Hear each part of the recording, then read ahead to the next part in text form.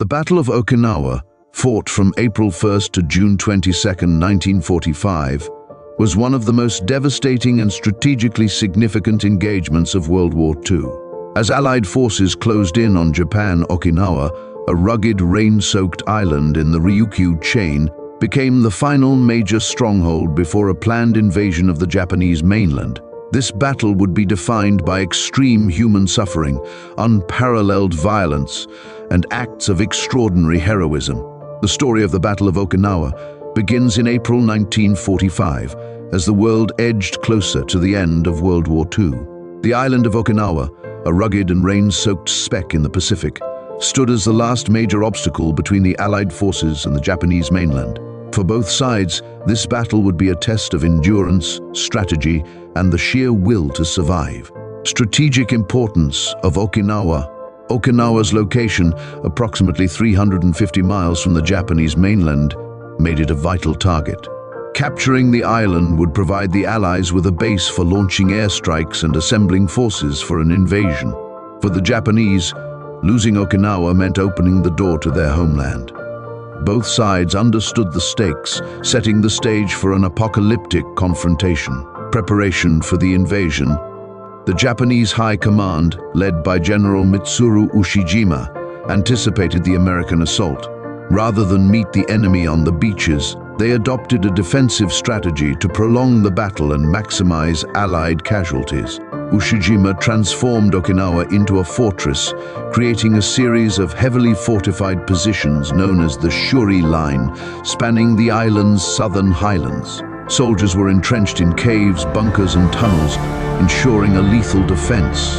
The Americans, under the command of Lieutenant General Simon Bolivar Buckner Jr., amassed an invasion force of over 180,000 troops, supported by the U.S.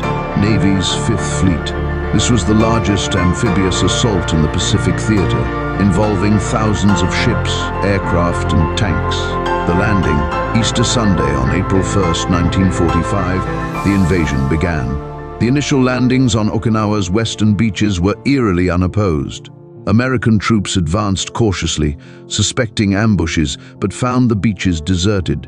This quiet start was part of the Japanese strategy to draw the Americans inland, where natural terrain and prepared defenses would give them the advantage. The fierce resistance of the Shuri Line. As American forces advanced, they encountered the Shuri Line's formidable defenses. The battle quickly turned into a war of attrition. Entire hills, such as Sugarloaf Hill and Horseshoe Ridge, became the sites of relentless fighting.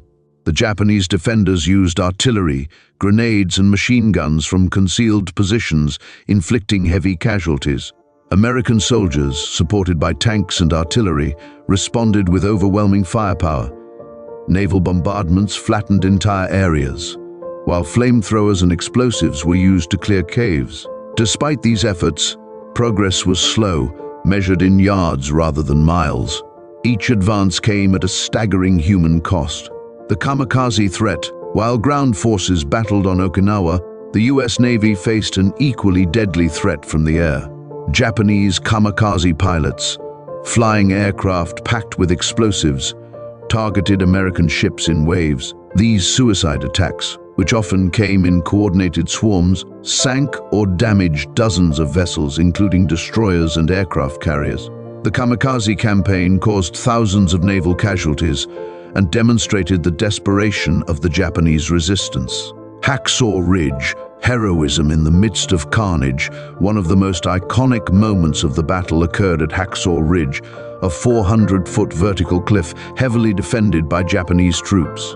American soldiers scaled the ridge under constant fire, engaging in brutal close-quarters combat.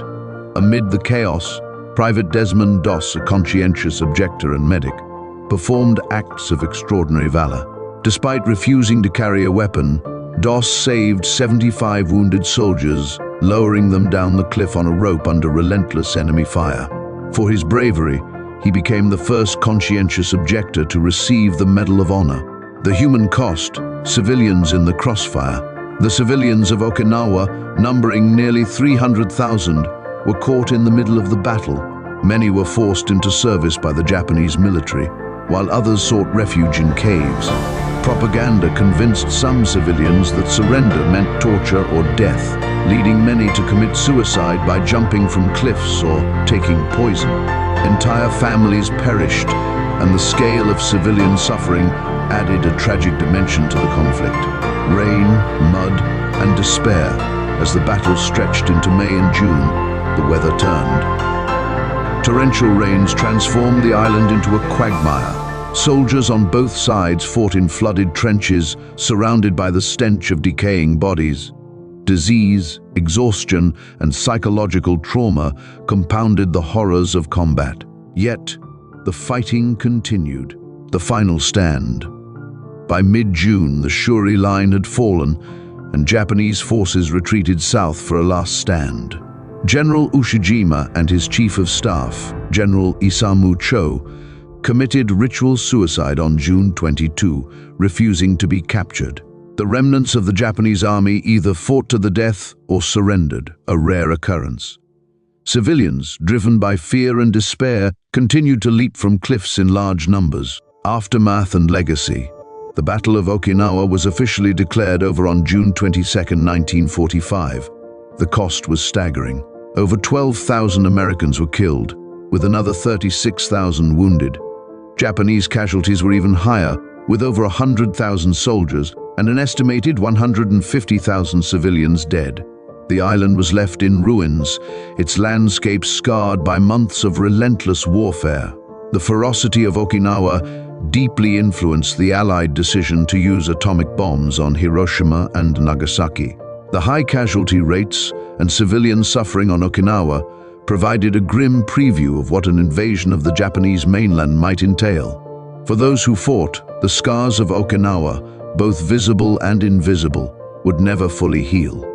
The island itself became a haunting reminder of the costs of war and a symbol of both courage and tragedy. Today, Okinawa is remembered not just for its strategic importance, but for the human stories etched into its soil, a testament to the resilience of the human spirit amidst unimaginable suffering.